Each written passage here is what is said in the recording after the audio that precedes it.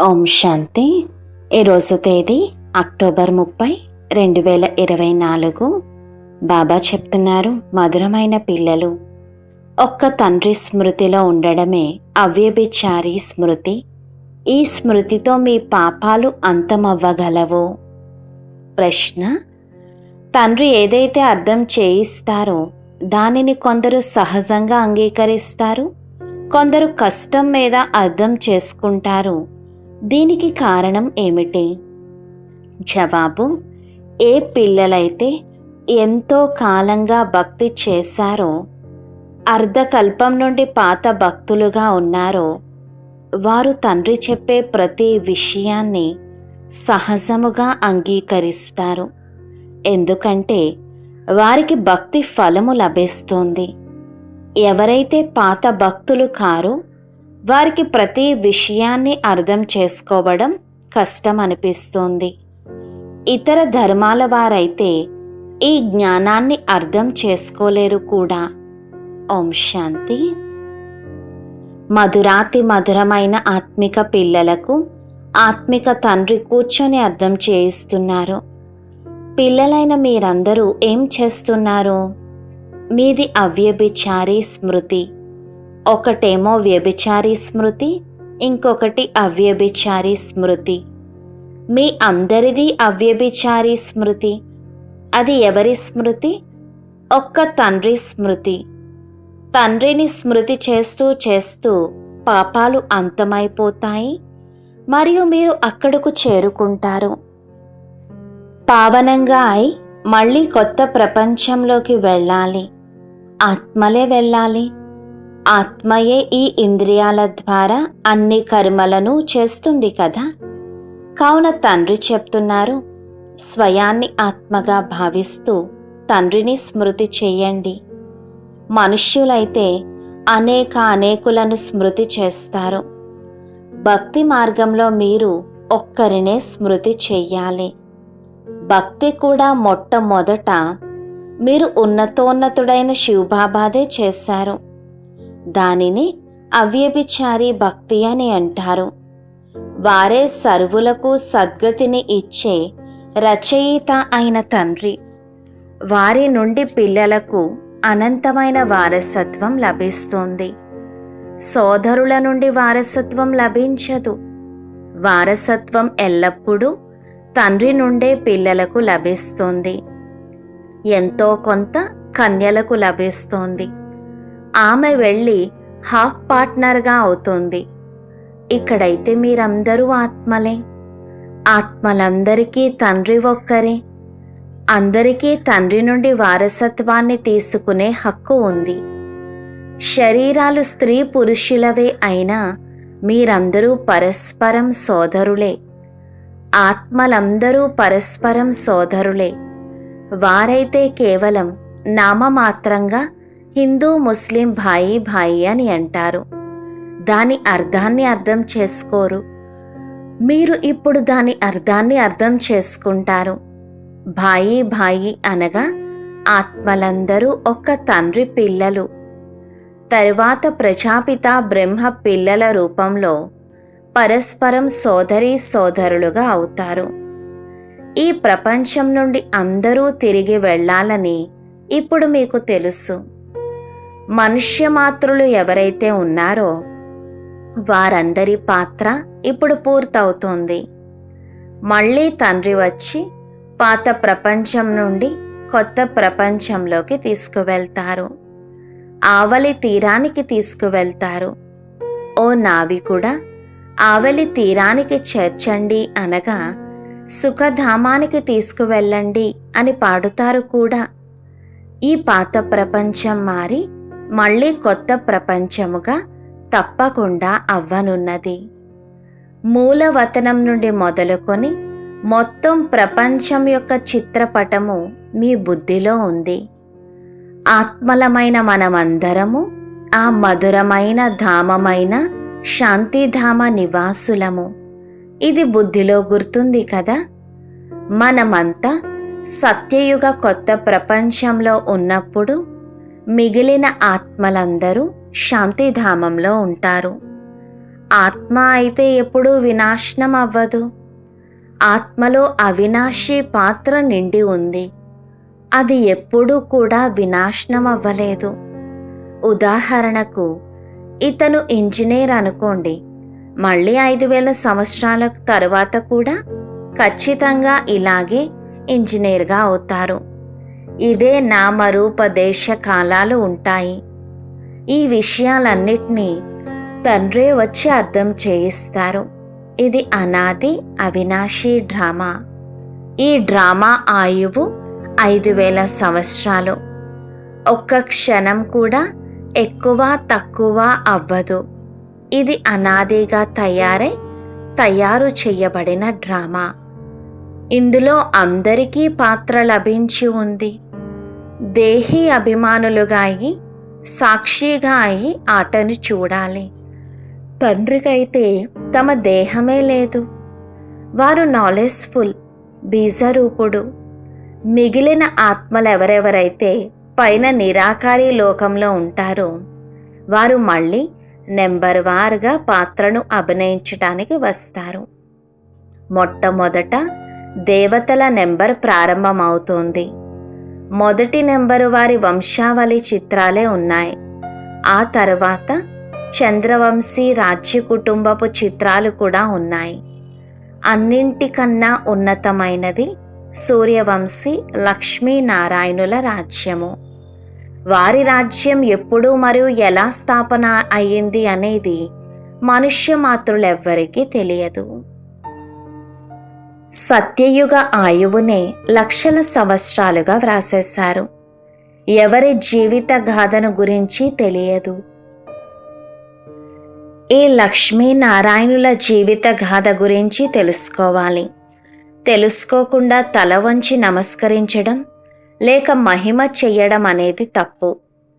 తండ్రి కూర్చొని ముఖ్యమైన వారు ఎవరైతే ఉన్నారో వారి జీవిత గాథను వినిపిస్తారు. ఏ విధంగా వీరి రాజధాని నడుస్తుంది అనేది ఇప్పుడు మీకు తెలుసు. సత్యుగంలో శ్రీకృష్ణుడు ఉండేవారు కదా. ఇప్పుడు ఆ కృష్ణపురి మళ్ళీ స్థాపన అవుతోంది. శ్రీకృష్ణుడైతే స్వర్గపు యువరాజు. లక్ష్మీనారాయణుల రాజధాని ఎలా స్థాపన అయ్యింది అదంతా మీరు అర్థం చేసుకుంటారు. నెంబర్ వారు మాలను కూడా తయారు చేస్తారు. ఫలానా వారు మాలలోని మనులుగా అవుతారు. కానీ నడుస్తూ నడుస్తూ మళ్ళీ ఓడిపోతారు. మాయ ఓడించేస్తోంది. ఎప్పటి వరకైతే సైన్యములో ఉంటారో అప్పటి వరకు వీరు కమాండర్, వీరు ఫలానా అని అంటారు. ఆ తరువాత మళ్ళీ మరణిస్తారు. ఇక్కడ మరణించడము అనగా అవస్థ తగ్గిపోవడము, మాయతో ఓడిపోవడము. ఇక అంతమైపోతారు. ఆశ్చర్యం కలిగేలా వింటారు, వినిపిస్తారు, పారిపోతారు. అహో మమం మాయ, విడిచిపెట్టి వెళ్ళిపోతారు. మరజీవగా అవుతారు. తండ్రికి చెందినవారిగా అవుతారు. మళ్ళీ రామరాజ్యం నుండి రావణ రాజ్యంలోకి వెళ్ళిపోతారు. దీని గురించే కౌరవులు మరియు పాండవుల యుద్ధాన్ని చూపించారు. అలాగే అసురులు మరియు దేవతల యుద్ధాన్ని కూడా చూపించారు. ఒక్క యుద్ధాన్ని చూపించవచ్చు కదా, రెండు ఎందుకు? అది ఇక్కడి విషయమేనని తండ్రి అర్థం చేయిస్తారు. యుద్ధము అనేది హింస అయిపోతుంది. ఇక్కడ ఉన్నది అహింస పరమో దేవీ దేవతా ధర్మము. మీరు ఇప్పుడు డబుల్ అహింసకులుగా అవుతారు. మీది యోగ బలం యొక్క విషయము. మారణాయుధాలు మొదలైన వాటితో మీరు ఎవ్వరినీ ఏమీ చెయ్యరు. ఆ శక్తి అయితే క్రిస్టియన్లలో కూడా ఎంతో ఉంది. రష్యా మరియు అమెరికా వారిరువురు సోదరులే. వీరిరువురు మధ్యన బాంబులు మొదలైన వాటిని తయారు చేసే పోటీ ఉంది. ఇరువురు ఒకరికన్నా ఒకరు శక్తివంతమైన వారు. వారిలో ఎంతటి శక్తి ఉందంటే ఒకవేళ వారిరువురూ కలిసిపోతే మొత్తం ప్రపంచమంతటి పైన వారు రాజ్యం చేయగలుగుతారు. కానీ బాహుబలముతో విశ్వముపై రాజ్యాన్ని పొందగలగడం అనేది లా కాదు. 2 పిల్లులు పరస్పరం కొట్లాడుకుంటే మధ్యలో వెన్నను మూడవవారు తినేశారు అన్న కథ కూడా ఉంది.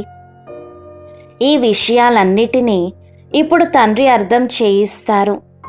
ఇతనికి ఇంతకు ముందు ఏమీ తెలిసేది కాదు. ఈ చిత్రాలు మొదలైన వాటన్నింటినీ కూడా తండ్రి దివ్య దృష్టి ద్వారా తయారు చేయించారు మరియు ఇప్పుడు అర్థం చేయిస్తున్నారు. వారు పరస్పరం కొట్లాడుకుంటూ ఉంటారు మరియు మొత్తం విశ్వరాజ్యాధికారాన్ని మీరు తీసుకుంటారు. వారిరువురూ చాలా శక్తివంతమైన వారు. అక్కడక్కడ ఒకరితో ఒకరు కొట్లాడుకునేలా చేస్తూ ఉంటారు. అలా చేసి వాళ్లకు సహాయం చేస్తూ ఉంటారు. ఎందుకంటే వారిది కూడా ఎంతో గొప్ప వ్యాపారము. కావున ఇప్పుడు 2 పిల్లులు పరస్పరం కొట్లాడుకుంటేనే కదా ఈ మారణాయుధాలు మొదలైనవి ఉపయోగపడతాయి. అక్కడ ఇక్కడ 2 దేశాలను కొట్లాడుకునేలా చేస్తూ ఉంటారు. ఈ హిందుస్థాన్, పాకిస్తాన్ ఇంతకు ముందు వేరుగా ఉండేవా ఏమిటి? 2 కలిసి ఉండేవి. ఇదంతా డ్రామాలో నిశ్చితమై ఉంది. ఇప్పుడు మీరు యోగ బలముతో విశ్వాధిపతులుగా అయ్యేందుకు పురుషార్థం చేస్తున్నారు. వారు పరస్పరం కొట్లాడుకుంటారు. వెన్నను మధ్యలో మీరు తినేస్తారు. వెన్న అనగా విశ్వరాజ్యాధికారము మీకు లభిస్తుంది మరియు అది చాలా సహజ రీతిలో లభిస్తుంది. తండ్రి అంటారు, మధురాతి మధురమైన పిల్లలు పవిత్రంగా తప్పకుండా అవ్వాలి. పవిత్రంగా అయి పవిత్ర ప్రపంచంలోకి వెళ్ళాలి. దానిని నిర్వీకారి ప్రపంచమని అంటారు. అది సంపూర్ణ నిర్వీకారి ప్రపంచము. ప్రతి వస్తువు సతో ప్రధానము, సతో రజో తమోలలోకి తప్పకుండా వస్తోంది. తండ్రి అర్థం చేయిస్తారు, మీలో ఈ బుద్ధి ఉండేది కాదు. ఎందుకంటే శాస్త్రాలలో లక్షల సంవత్సరాలు అని వ్రాసేశారు. భక్తి ఉన్నదే అజ్ఞానాంధకారము. ఇది కూడా ఇంతకు ముందు మీకు తెలియదు. ఇప్పుడు అర్థం చేసుకున్నారు. వారైతే కలియుగము ఇంకా 40,000 సంవత్సరాలు నడుస్తుంది అని అంటారు. అచ్చా, మరి 40,000 సంవత్సరాలు పూర్తయ్యాక ఏమవుతుంది? అది ఎవ్వరికీ తెలియదు. కావుననే అజ్ఞాన నిద్రలో నిద్రిస్తున్నారు అని అనడం జరుగుతుంది. భక్తి అజ్ఞానము, జ్ఞానాన్ని ఇచ్చేవారైతే జ్ఞానసాగరుడైన ఒక్క తండ్రే. మీరు జ్ఞాన నదులు.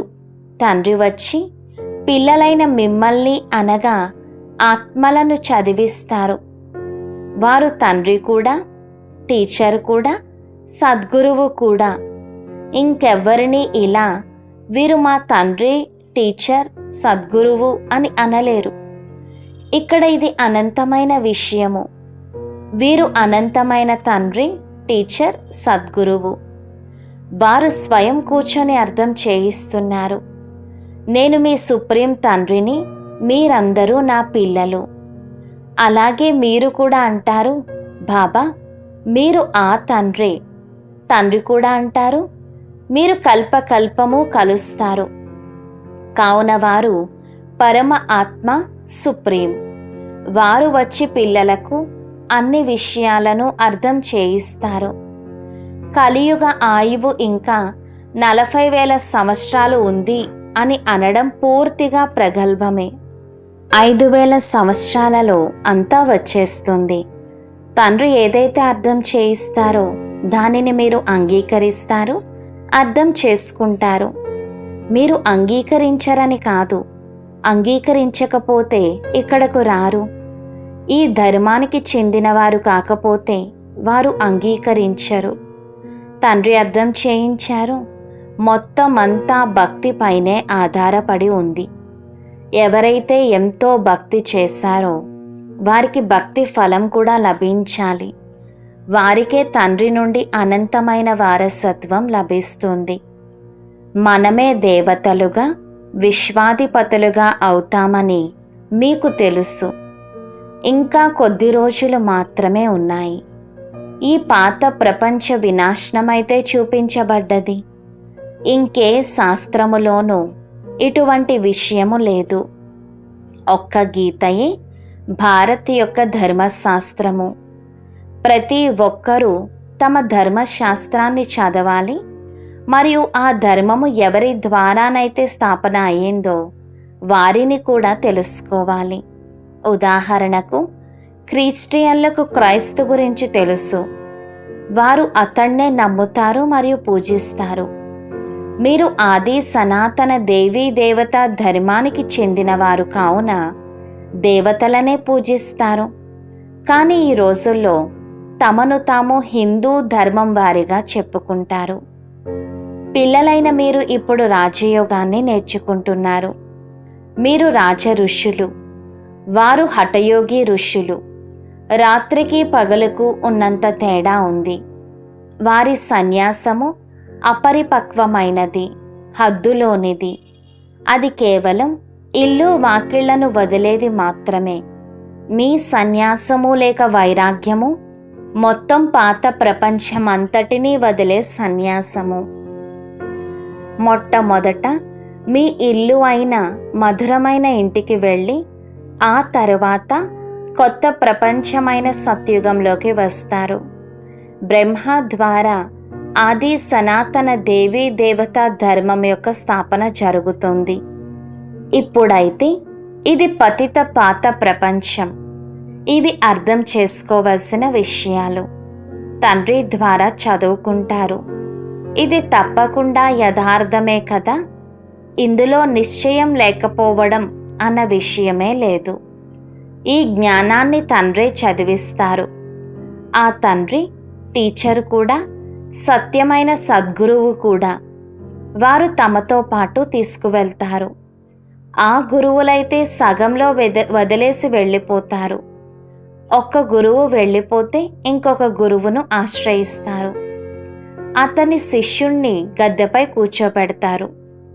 ఇక్కడ ఇది తండ్రి మరియు పిల్లల విషయము. అక్కడ అది గురువు మరియు శిష్యుల వారసత్వపు హక్కు. వారసత్వం అయితే తండ్రిదే కావాలి కదా. శివబాబా భారత్లోకే వస్తారు. శివరాత్రిని మరియు కృష్ణరాత్రిని జరుపుకుంటారు కదా. శివుని జన్మపత్రి అయితే లేదు, మరి ఎలా వినిపించాలి? వారి తిథి తారీఖు అంటూ ఏదీ ఉండదు. మొదటి నెంబర్లో ఉన్న శ్రీకృష్ణుని జన్మపత్రిని చూపిస్తారు. దీపావళిని జరుపుకోవడం అనేది ప్రపంచంలోని మనుష్యుల పని. పిల్లలైన మీ కొరకు ఇదేమీ దీపావళి కాదు. మనకు కొత్త సంవత్సరం, కొత్త ప్రపంచము అని సత్యుగాన్ని అంటారు. ఇప్పుడు మీరు కొత్త ప్రపంచం కొరకు చదువుకుంటున్నారు. ఇప్పుడు మీరు పురుషోత్తమ సంగమ యుగంలో ఉన్నారు. ఆ కుంభమేళాలకు ఎంతమంది మనుష్యులు వెళ్తారు? అక్కడ నీటి నదులపై మేళా జరుగుతుంది. ఎన్ని లెక్కలేనన్ని మేళాలు జరుగుతూ ఉంటాయి. వారిలో కూడా లోపల చాలా పంచాయితీ ఉంటుంది. అప్పుడప్పుడు అయితే వారి మధ్య పెద్ద గొడవలు జరుగుతాయి. ఎందుకంటే దేహాభిమానులుగా ఉన్నారు కదా. ఇక్కడైతే గొడవలు మొదలైన వాటి విషయమేదీ లేదు. తండ్రి కేవలం మధురాతి మధురమైన ప్రియమైన పిల్లలు, నన్ను స్మృతి చెయ్యండి అనే చెప్తారు. మీ ఆత్మ సతో ప్రధానం నుండి తమో ప్రధానంగా అయింది. మలినాలు కలిశాయి కదా, అవి యోగాగ్ని ద్వారానే తొలగుతాయి. ఇది స్వర్ణకారులకు తెలుస్తుంది.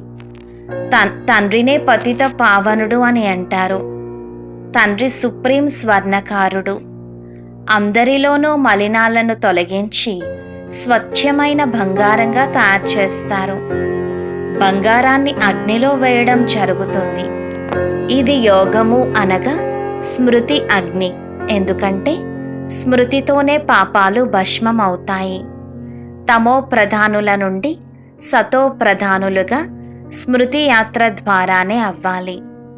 అందరూ సతో ప్రధానులుగా అవ్వరు.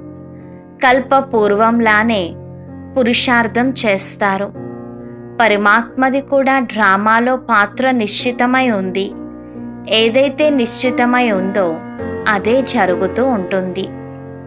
అది మారదు, రీలు తిరుగుతూనే ఉంటుంది. తండ్రి అంటారు, మున్ముందు మీకు గుహ్యాతి గుహ్యమైన విషయాలను వినిపిస్తాను. మొట్టమొదట అయితే వారు సర్వాత్మలకు తండ్రి అన్న నిశ్చయాన్ని ఏర్పరచుకోవాలి, వారిని స్మృతి చెయ్యాలి. మన్మనాభవ అర్థం కూడా ఇదే. అంతేకాని శ్రీకృష్ణ భగవాను వాచ అన్నదేమీ లేదు. ఒకవేళ శ్రీకృష్ణుడు అయినట్లయితే అందరూ అతని వద్దకు తరలి వచ్చేవారు, వెంటనే గుర్తించగలిగేవారు కదా. మరి కోట్లాది మందిలో ఏ ఒక్కరో నన్ను తెలుసుకుంటారు అని ఎందుకు అంటారు?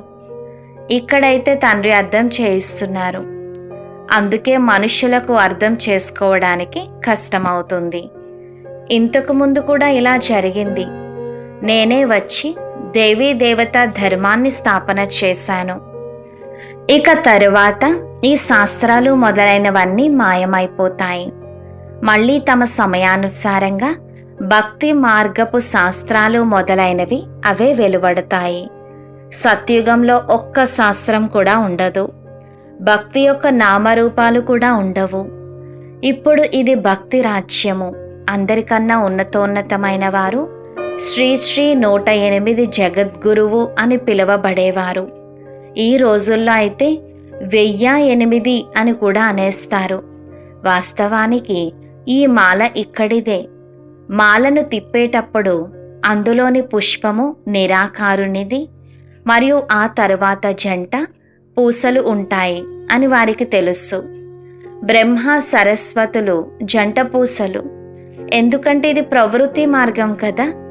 ప్రవృత్తి మార్గము వారు నివృత్తి మార్గం వారిని గురువులుగా చేసుకుంటే వారేమిస్తారు? హఠయోగాన్ని నేర్చుకోవలసి వస్తుంది. అక్కడైతే అనేక రకాల హఠయోగాలు ఉంటాయి. రాజయోగము ఒకే విధమైనగా ఉంటుంది. స్మృతి యాత్ర ఒక్కటే, దానినే రాజయోగము అని అంటారు. మిగిలినవన్నీ హఠయోగాలు. అవి శారీరక ఆరోగ్యం కోసం. ఈ రాజయోగాన్ని తండ్రే నేర్పిస్తారు. మొట్టమొదట ఆత్మ, ఆ తర్వాత శరీరం. కానీ మీరు స్వయాన్ని ఆత్మగా భావించేందుకు బదులుగా శరీరముగా భావించి తలక్రిందులుగా అయిపోయారు. ఇప్పుడు స్వయాన్ని ఆత్మగా భావిస్తూ తండ్రిని స్మృతి చేసినట్లయితే అంతిమ స్థితిని బట్టి గతి ఏర్పడుతుంది. అచ్చా, మధురాతి మధురమైన అపురూపమైన పిల్లలకు మాతాపితా బాప్దాదాల ప్రియ స్మృతులు మరియు గుడ్ మార్నింగ్. ఆత్మిక పిల్లలకు ఆత్మిక తండ్రి నమస్తే. ధారణ కొరకు ముఖ్య సారం 1. ఈ అనాది అవినాశి తయారు చేయబడిన డ్రామాలో ప్రతి ఒక్కరి పాత్రను దేహి అభిమానులుగా అయ్యి సాక్షిగా అయి చూడాలి.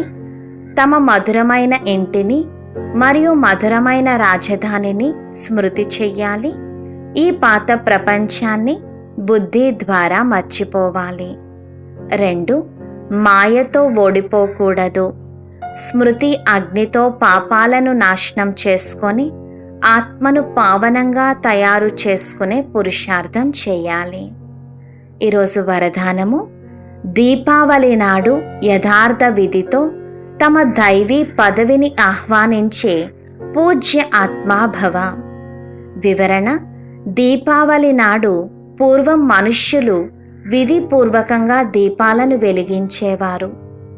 దీపము ఆరిపోకుండా ఉండేందుకు శ్రద్ధ తీసుకునేవారు, నూనె పోసేవారు, విధిపూర్వకంగా ఆహ్వానపు అభ్యాసములో ఉండేవారు. ఇప్పుడైతే దీపాలకు బదులుగా బల్బులు వెలిగిస్తున్నారు. దీపావళిని జరుపుకోవడం లేదు. ఇప్పుడు అది ఒక మనోరంజనం అయిపోయింది. ఆహ్వానించే విధి మరియు సాధన సమాప్తమైపోయాయి.